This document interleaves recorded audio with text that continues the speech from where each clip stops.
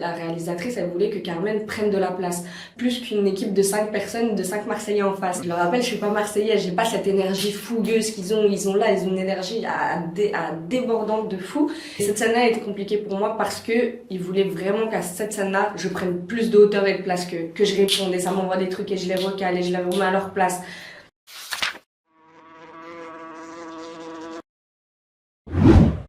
Eh bien, Louana Hamon, bonjour, merci de nous recevoir pour une association qui s'appelle Wasprod et qui est logée en Seine-Maritime et qui s'intéresse principalement à l'audiovisuel. Peut-être pour commencer, est-ce que tu pourrais te présenter succinctement? Oui, je m'appelle Louana, j'ai 25 ans, j'habite dans la région rouennaise et voilà. Est-ce que tu peux peut-être, alors pour celles et ceux qui ne te connaissent pas encore sur les réseaux, expliquer ce que tu fais peut-être dans la vie au quotidien, nous expliquer ce que c'est que UGC créateur peut-être, ce que tu fais sur les réseaux et comment justement tu en es venu là. Bah déjà, UGC, ça veut dire User Generated Content. Content, c'est en gros les contenus générés par l'utilisateur et en gros c'est un peu une nouvelle façon, c'est un peu l'influence 2.0 mais c'est pas du tout de l'influence au final. Pour faire la comparaison rapide, une influenceuse elle va recevoir des produits, elle va en faire la promotion sur ses réseaux sociaux. Moi je vais recevoir des produits mais je vais pas en faire la promotion sur mes réseaux sociaux, je vais juste créer du contenu photo et vidéo pour les marques à destination de leurs réseaux sociaux à eux. Donc voilà, c'est ça la nuance. Et c'est du contenu, du coup, c'est pas juste une story où je me filme, j'ai un code promo pour vous les filles, c'est du contenu beaucoup plus travaillé, avec une rédaction de script, du montage, un tournage, enfin voilà, tout ce qui va avec quoi. C'est plus complet. Tu parles de l'univers, justement de tout ce qui concerne le monde des influenceurs, des influenceuses. Alors c'est passionnant parce que justement, on est toutes et tous finalement sur les réseaux sociaux aujourd'hui, qu'on soit jeune, qu'on soit vieux. Aujourd'hui, le numérique envahit nos vies. Quelle est justement, à titre personnel pour le coup, ton idée de ce qu'est justement le monde des influenceurs, influenceuses? On voit aujourd'hui que parfois ça peut donner de la matière à débattre et qu'en effet, c'est un milieu aussi qui est assez compliqué parce qu'on a l'impression aussi que tout le monde se marche dessus dans ce milieu-là. Ouais, après moi sur ça je me mettrais pas les pieds parce que je sais pas, je me considère pas comme influenceuse donc je peux pas dire l'envers du décor de ça, mais c'est clair que les réseaux sociaux ils ont pris une place super importante, surtout dans notre génération. Enfin moi je suis née dedans avec tout ce qui est télé-réalité, réseaux sociaux, etc. Donc c'est sûr que ça nous construit un peu, voilà, quand on est jeune on peut vite être inspiré mais pas forcément du bon côté, on peut vite se comparer, enfin toutes ces choses-là ça joue une pression sur nous sans qu'on s'en rende compte au final. Donc c'est vraiment un double tranchant pour moi les réseaux sociaux, faut savoir les utiliser de manière saine et moi je pense que je les utilise de manière saine. Après moi là ça en est devenu aussi mon travail, donc voilà. Comment justement, peut-être pour celles et ceux que ça intéresse, parce que tu es issu justement d'une filière commerce, justement, si je me trompe pas, comment justement on en vient à travailler sur les réseaux sociaux? C'est le rêve de tout le monde finalement, de tout gamin, je sais pas, pour les jeux vidéo, pour les réseaux sociaux, c'est un kiff pour tout le monde en fait. Ouais, surtout ma génération. Moi je suis arrivée. Enfin, moi déjà, j'ai commencé super jeune les réseaux sociaux. J'ai ouvert une chaîne YouTube, j'avais 16 ans, j'étais encore au lycée. C'était à l'époque où vraiment toutes les youtubeuses elles perçaient sur les réseaux et tout. Donc j'ai eu très vite beaucoup d'abonnés sur YouTube. Ouais. Mais je suis arrivée à un moment où j'ai dû faire un choix parce que j'étais en train de passer mon bac.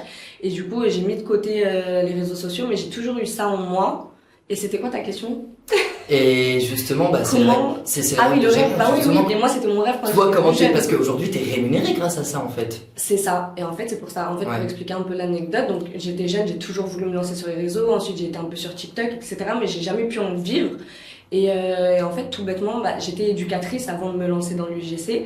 Et en fait j'ai eu une opportunité qui s'est offerte à moi, c'est soit en gros ils me proposaient un CDI, mais donc je m'embarquais dans ce truc d'être dans un CDI, dans une vie un peu métro boulot dodo, soit je lâchais mon CDI, je profitais du chômage que j'allais avoir et pour profiter de cette période-là pour me lancer dans ce que j'aime. Et en fait je suis partie en vacances au Mexique, je suis rentrée du Mexique et j'ai découvert l'UGC. J'étais en train de scroller sur TikTok et je voyais des filles qui commençaient à parler de l'UGC. Je me suis dit mais attends, c'est le truc parfait, t'as pas besoin d'être connue pour faire de l'argent sur les réseaux, t'as pas besoin d'être influenceuse, tu crées juste du contenu photo et vidéo. pour les marques. Et en fait, c'était le bon alternative pour moi parce que bah, j'étais pas connue, j'étais pas sur les réseaux et en fait, ça m'intéresse pas. En grandissant, je me rends compte que la fame, quand j'étais plus jeune, quand j'étais ado, je voulais être influenceuse, je voulais être tout ça. Aujourd'hui, pas du tout. C'est pas j'ai trouvé mon équilibre. Ouais. Parce que ma passion avant tout, c'est de créer du contenu sur les réseaux sociaux. Et là, c'est ce que je fais pour les marques, donc c'est génial. Ouais. Pour justement, pour s'attarder un peu sur ça, tu dis bah, j'ai arrêté le travail et justement je me suis concentré, donc on imagine que tu as dû travailler, tu t'es vraiment acharné sur ça. Et est-ce que tu as des gens de ton entourage qui ont dit mais on a tous des gens comme ça qui nous disent non mais en fait ce que tu fais là c'est peut-être un peu n'importe quoi, on retrouve un vrai travail, etc. T'as des gens comme ça qui t'ont parlé ainsi? Pas du tout, non, ça va, j'ai un entourage qui est super bienveillant à mon égard, qui m'a toujours soutenu un peu dans mes folies, dans mes rêves, dans Ouais. mes trucs. Donc ils ont l'habitude, après je dirais c'est peut-être plus ma grand-mère, parce que ma grand-mère c'est une génération, c'est différent encore, donc pour elle c'est très flou tout ce qui est réseaux sociaux, tout ça, donc peut-être au début quand je me suis lancée, elle a pas tout de suite compris ce que c'était, mais aujourd'hui bah, elle est trop contente, elle est trop contente pour moi, c'est elle qui m'a aidé à acheter mon matériel au début quand j'ai commencé, et au final elle m'a soutenue quand même, donc non, j'ai vraiment eu aucun proche qui a eu un regard négatif sur ça. Mhm. On va peut-être parler évidemment de ce film qui n'est pas encore sorti. Est-ce que tu peux d'abord nous rappeler peut-être la date de sortie de ce film, donc Les Filles Désir, qui a justement eu son moment de gloire à Cannes, justement. Et peut-être qu'on reviendra aussi sur ce moment précisément, parce que Cannes, ça, en effet, ça change une vie pour tout comédien, pour toute comédienne, pour quelqu'un qui fait la réalisation, évidemment. Comment tu en es venu justement peut-être à passer le cap des réseaux sociaux au cinéma, au 7e art? Est-ce qu'il y a un cap à franchir en fait? Comment ça se passe? Je sais pas. En fait, c'est fou. Moi, j'ai rien fait pour en arriver là, on va dire. C'est arrivé tout bêtement. On m'a envoyé un message sur Instagram, une directrice de casting qui m'a dit qu'elle m'a envoyé un mail. Et en fait, c'est du casting sauvage, on appelle ça. Elle est tombée sur mon Insta, elle s'est dit que mon profil conviendrait peut-être bien pour un rôle et elle m'a demandé de lui envoyer une self-tape et ça s'est fait comme ça en fait. Puis j'ai passé les castings, premier, deuxième, troisième. Peut-être traduction de self-tape. Mon anglais est très mauvais. Self-tape, c'est en gros, j'ai dû envoyer une vidéo où je me filmais et D'accord. ils m'ont envoyé 2 répliques à faire et je devais avoir quelqu'un, donc en l'occurrence c'était Lilia qui le faisait avec moi, à jouer l'autre personnage et moi je jouais mon rôle, ça m'a aidé à jouer, on s'est filmé et j'ai envoyé ça et ils ont vu mes self-tapes, du coup ils ont kiffé, ils m'ont dit bah viens à Marseille, passer le casting, puis j'y suis retournée 4-5 fois. J'ai passé 4-5 castings. T'as passé ce qu'on appelle un casting entre guillemets sauvage. Sur les réseaux sociaux. Ouais. Quelle est la différence entre un vrai casting, le casting sauvage, qu'est-ce que ça signifie? Bah, je dirais un vrai casting, c'est quand toi tu vas postuler pour, voilà, tu tombes sur une annonce, le rôle, t'as envie de passer le casting, bah t'envoies ta candidature et tu passes le casting. Ça, c'est un casting lambda. Un casting sauvage, c'est quand c'est les directeurs de casting qui vont, eux, t'approcher. Donc ils peuvent te croiser dans la rue, ils peuvent te croiser à la plage. À Marseille, ils font beaucoup ça, ils font beaucoup de casting sauvages sur les plages, etc. Donc voilà, c'est ça le principe en fait, du casting sauvage. Donc Les Filles Désir, le mois de juillet, quand précisément? Le 16 juillet. Donc, alors attention, je vais sortir les noms et je vais sans doute les écorcher, mais je te laisse évidemment me guider. Ou alors peut-être tu fais tout, tu nous dis les noms, tu nous dis si tu les as. Je connais pas les noms. Avec Ousmane Mohamed, Oussam Mohamed et Leïlia Achour. Ouais. Donc on est à Marseille, tout simplement. Au début, on voit donc des jeunes, disons-le, de cité. On est dans une des quartiers prioritaires. On suit ces jeunes et très vite, on apprend le décès de quelqu'un, d'un des frères d'un petit. Et là, d'un coup, le paradigme change. Et très vite, au bout de 15 minutes, tu fais ton apparition, donc Louana, dans cette peau de Carmen qui a, il faut le dire, des casseroles derrière elle, qui revient, et là le groupe d'amis, il est disloqué, mais que fais-tu là Carmen? Et ça, alors, est-ce que tu peux un peu nous expliquer, peut-être avec des coulisses de tournage évidemment, parce que Carmen, disons les choses, elle incarne donc une ancienne prostituée et tout le monde, évidemment, va se poser des questions sur elle. L'essence du film, évidemment, alors moi ça m'a choqué de voir que c'était un drame parce que j'ai pas l'impression que c'est pour la fin, on va pas divulgacher, évidemment, faut que les gens aillent voir le film, évidemment, mais on a une fin ouverte, évidemment. Ce film, il est passionnant aussi pour faire la narration justement de ce qui se passe, non seulement dans les quartiers, mais justement aussi sur les préjugés peut-être qu'avaient ces gens justement à ce moment-là. Ouais, ouais, bah, tout à fait, t'as super bien tout résumé. Je sais pas si je pourrais faire mieux que toi. Excusez-moi.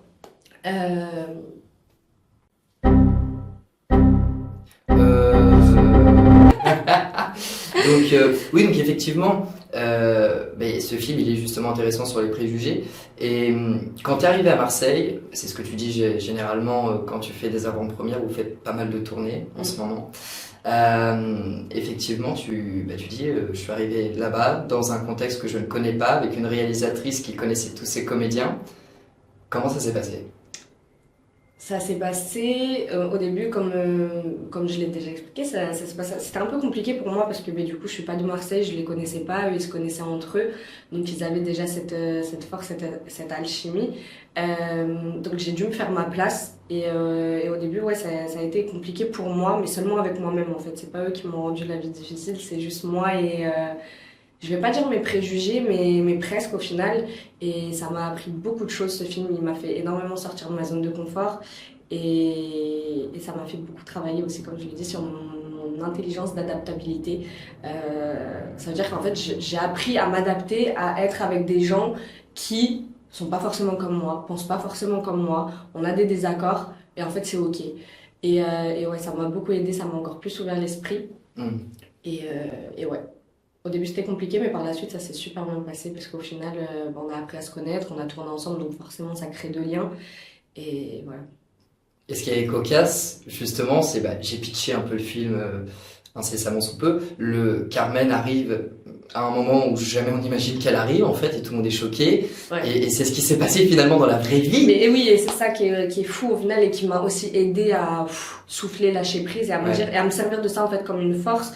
C'est le fait de me dire ouais, en fait là ce qui se passe dans ta vie, le sentiment un peu instable, inconfortable, mais en fait dans le film, pendant le tournage, je le vivais parce qu'on voulait que Carmen, c'était ça l'histoire, la réalisatrice, elle voulait que Carmen prenne de la place plus qu'une équipe de 5 personnes, de 5 Marseillais en face.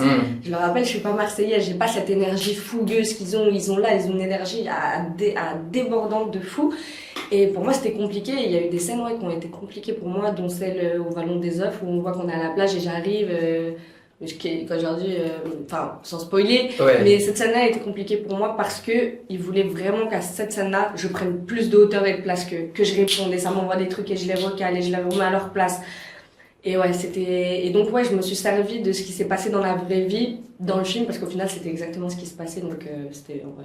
Et peut-être parler de cette scène qui a été coupée au montage, où il y a ce personnage, il faut le dire, Omar donc. Ouais. Et tu lui craches dessus littéralement en fait. Mais ça a été coupé au montage et c'est dommage quand même. C'est dommage. Mais cette scène a été très dure à tourner. Ouais, en fait, déjà il y a beaucoup de scènes qui sont coupées au montage, plus que ce qu'on ne le croit. Moi, donc je fasse un film, jamais j'aurais imaginé tout ça. Déjà, j'aurais jamais imaginé le nombre de fois qu'on refait les prises, et c'est ça qui fait que c'est très fatigant. Et j'aurais encore moins imaginé que ce qu'on filme, il y a plein de choses en fait qui est pas dans le film, dont ce fameux crachat. Et cette journée-là, cette journée de tournage, elle était très intense et émotionnellement pour moi. Parce que du coup, sur une journée de tournage, elle était découpée en 2 parties. Il y avait le matin où on tournait une scène et l'après-midi où on tournait cette fameuse scène de rupture où j'ai craché au visage d'Omar.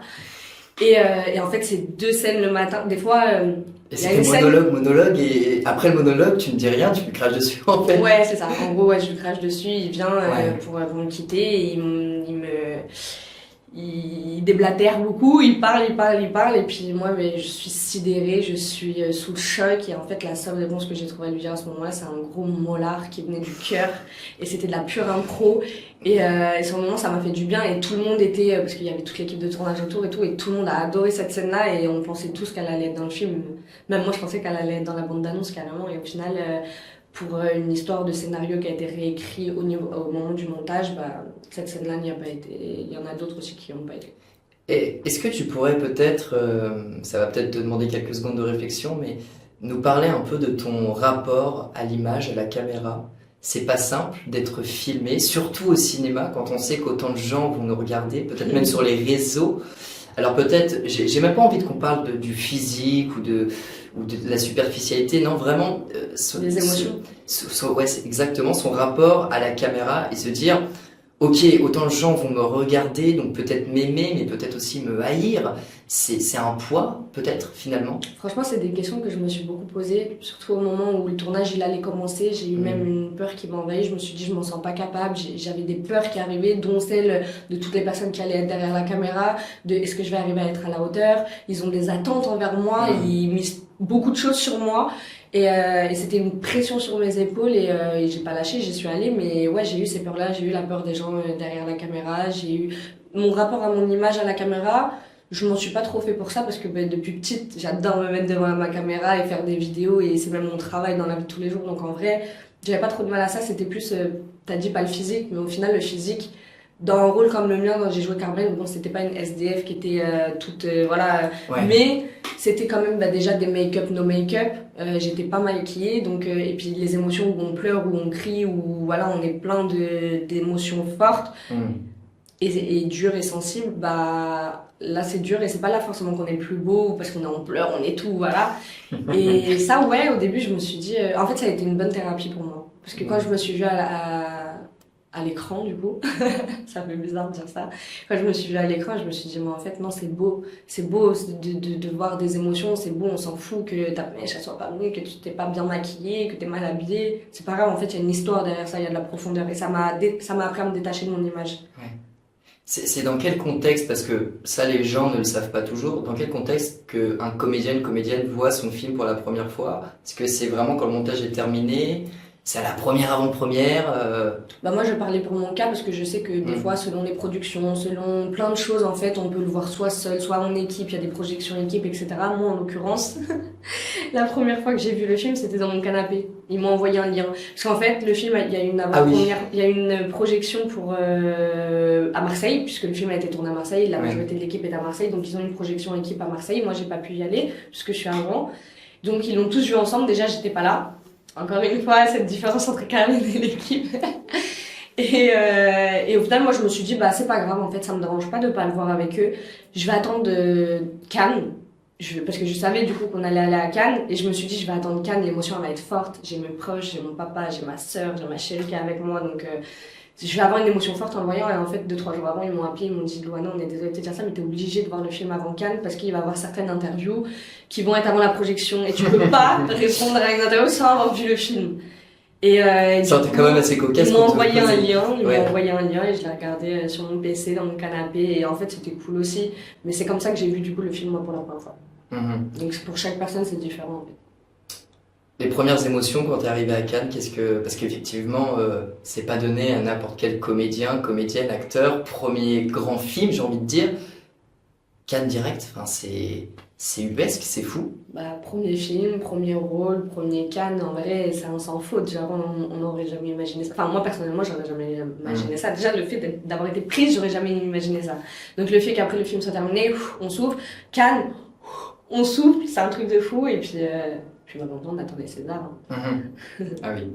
Bah du coup, voilà, Les Filles Désir, qui sort donc le 16 juillet, je pense, sous tout contrôle. 7 juillet. Le 7. Le 16. Le 16, oui, j'avais compris. Le 16 juillet. Film, donc, on va dire, c'est noté comme un drame, mais honnêtement, drame, bon, en fait, c'est ni une comédie. Ouais, j'y connais rien, en vrai. C'est particulier ce que drame. Le problème, c'est que le drame se termine, en fait, en queue de poisson, en peau de chagrin, et là, on peut pas affirmer ça, en fait. Faut aller voir, je pense. Voilà, faut aller voir, faut comprendre. Film qui est tourné, on en avait d'ailleurs un peu parlé, comme si c'était un documentaire, on est vraiment plongé dedans. Il y a beaucoup de gens qui posent la question après l'avoir vu, mais en fait, est-ce que c'était un documentaire ou pas? Exactement. Parce que c'est de la façon dont la réalisatrice a voulu filmer ça, beaucoup en travelling, suivi nos émotions, ils couraient partout derrière nous, en fait, les caméras. On n'était pas bloqués. C'était pas fixé, effectivement, donc... en plus, ça devait être un rapport à la caméra encore plus compliqué, mais justement, tu nous en parlais. Donc, puis il y avait beaucoup d'impro aussi, c'est ça qui rend ce côté très nature et vrai, et on se demande même si c'est pas réel, type documentaire en fait. Mais j'avais vu justement, pour rebondir, tu parles de l'improvisation et c'est intéressant, j'avais vu un youtubeur justement avec qui tu avais collaboré, un youtubeur qui disait mais Loana elle a un jeu d'acteur absolument géant, gigantesque Qui ça? et je ne sais plus du tout lequel, alors là je vais même pas inventer un nom parce que je sais que j'ai vu ça sur ton Instagram. Justement on invite les gens à aller voir ton Instagram évidemment. Et justement, moi, ma question, c'était ça. Tu nous as parlé d'improvisation dans le film Les Filles Désirs, mais dans Les Filles Désirs, mais concrètement, comment on apprend à jouer, à bien jouer, surtout devant une caméra? Comment toi, tu t'en es sorti?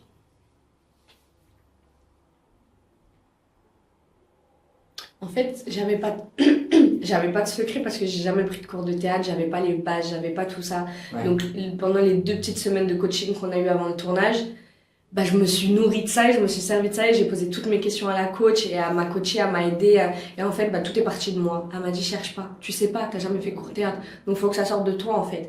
Et en fait, bah, j'ai puisé en moi. Et c'est pour ça aussi que c'était très énergivore et très dur émotionnellement parce que j'ai beaucoup puisé en moi pour ce film. Beaucoup. Toutes Tu as les beaucoup émotions donné qu'on de voit, ta c'est personne. pas du jeu, en fait, c'est du réel. C'était avant qu'on dise ça tourne, juste avant, on allait puiser dans dans ce qu'il y a au fond de moi, en fait. Ça sortait du ventre Hmm. et pas de la gorge. Et ça, je pense qu'il y a une grande différence entre les deux. Il y a une grande différence, oui. Voilà, pour Les Filles Désirs, peut-être terminer sur, ça va être compliqué pour toi, 3 conseils que tu pourrais donner pour les personnes qui souhaitent faire comme toi, travailler sur les réseaux sociaux, peut-être se lancer dans le 7e art paisiblement, sans viser directement peut-être Cannes ou je ne sais quoi, mais peut-être voilà, donner des conseils à celles et ceux qui voudraient justement se lancer. Déjà, se lancer, c'est déjà un bon conseil. Allez-y, lancez-vous. Bah, je pense que le meilleur des conseils, c'est toi qui viens de le donner, c'est de se lancer. C'est Ouais. bateau, c'est même moi quand je vois des vidéos, etc., je vois les conseils, et c'est souvent la même chose qui revient, c'est se lancer, oser le faire, mais c'est con, mais c'est vrai en fait.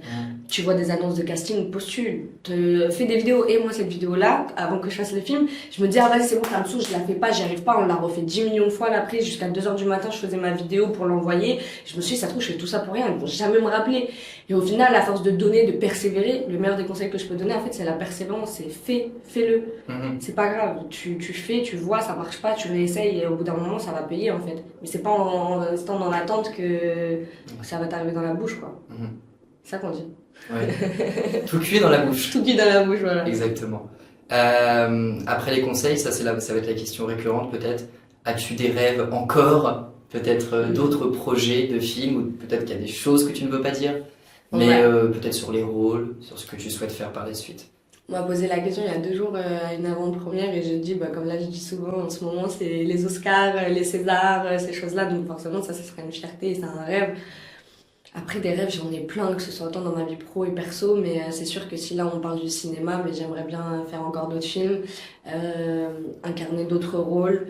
Toujours des rôles, je pense, j'ai envie de faire toujours des rôles avec beaucoup d'émotions et beaucoup de... J'ai envie de puiser encore en moi. Je suis jeune, j'ai de l'énergie à revendre, donc autant que je puise en moi encore. Et voilà. Eh bien, Loana Hamon, merci beaucoup de Bah, nous avoir merci à vous. reçus et puis merci pour ces réponses. Merci beaucoup.